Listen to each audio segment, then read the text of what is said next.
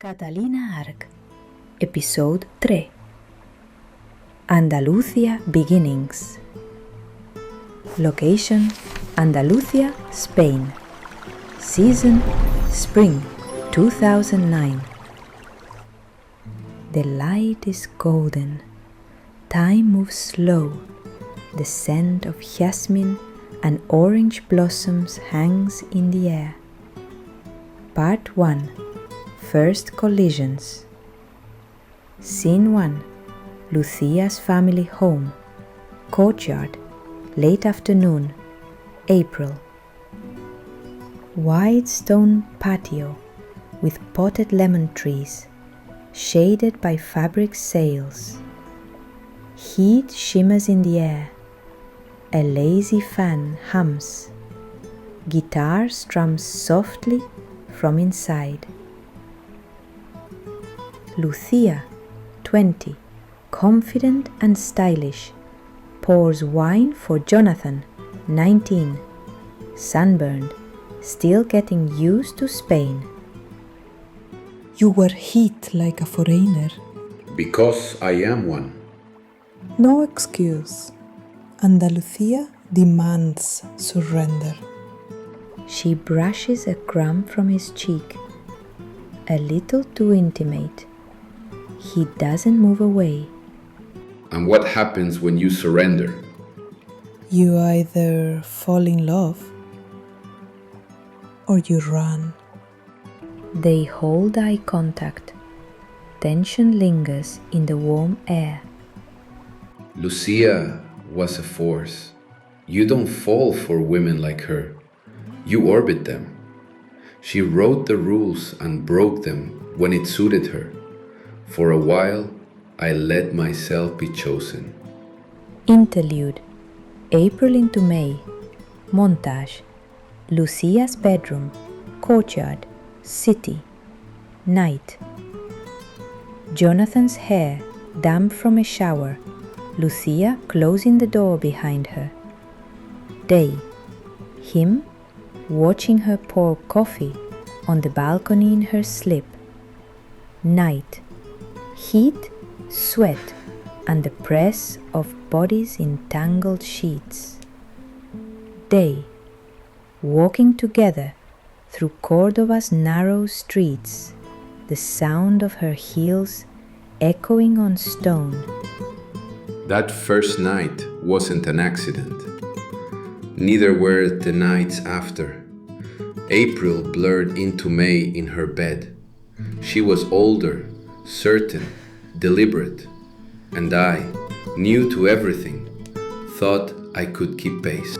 Lucia's bedroom. Night. May. Dimly lit.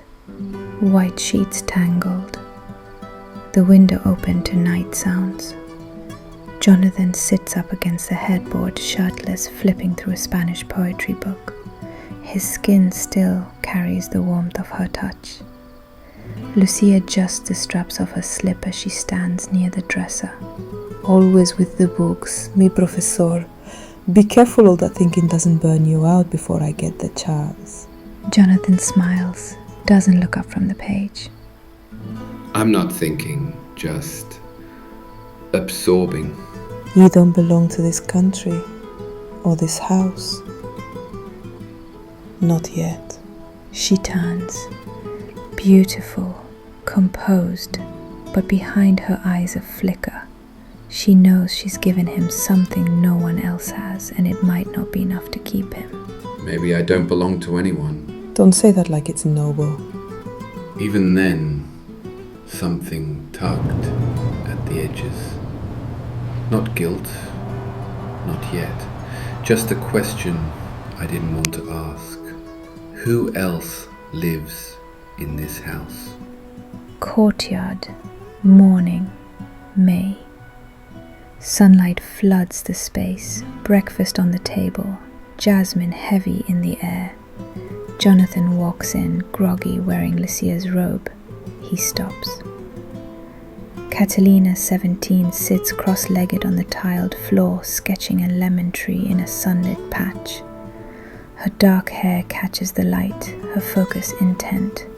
She looks up, eyes locking with his. There's no shyness, only a steady curiosity. You're not familiar, No. but you're trying Trying what? to look like you belong in our robe. A flicker in her eyes, not jealousy, but awareness, the unspoken knowledge that she heard what happened those many nights. Jonathan doesn't flinch. A silent acknowledgement passes between them. She grins, coy, curious, and goes back to sketching. First encounters aren't always thunder. Sometimes they're just quiet collisions. Lucia was a fire you stood next to, but Catalina, she felt like a hearth, a warmth I hadn't realized I was missing. From the moment I saw her, the robe didn't fit anymore. Workyard, late afternoon, mid-May. Back of the house. Tools on a bench. Sun sleeping gold along a cracked wall. Uncle Rafael, late 30s, sleeves rolled, a carpenter's hands, eyes that smile before his mouth does, is gluing a rung back into a wooden chair. Jonathan holds the back rail steady. Sawdust floats like pollen. Gentle. Let the wood tell you where it wants to sit. Feels stubborn. Stubborn is just wood that remembers the tree. They work a moment in companionable quiet. So, my niece feeds you wine and poetry, and you think Andalucía is a postcard. I think I'm grateful. And a little out of my depth. Depth is good. Better than puddles. He checks the joint, satisfied, sets the chair down, then looks directly at Jonathan, kind but unblinking. Listen, I've known Lucía since she was a scream and two fists. She burns fast. She likes to win. Catalina? She waits. She listens. She'll hand you a silence and watch what you do with it. Don't mistake one kind of heat for the other. I don't plan to mistake anything. No one plans to. That's why they call it a mistake. He softens it with a grin, claps Jonathan's shoulder. You're in our world now, muchacho. We're loud and we love long. If you stay, stay real. If you go, go clean. He spoke like a man who had watched them grow, who knew the shape of their storms before I stepped into them. Rafael lifts the fixed chair, tests it with a bounce. It holds. He offers it to Jonathan. For the courtyard, sit in it right and it'll last you a lifetime. Sit wrong, and Lucía will make you dance. They both laugh. The last light catches the lemon leaves. Courtyard dusk. The fixed chair is back where it belongs. Catalina is still sketching. Jonathan crosses the frame behind her, carrying plates inside. She doesn't look up, but her mouth curves, almost imperceptibly. Whatever this was, it had already started. Not a blaze, a slow, steady heat.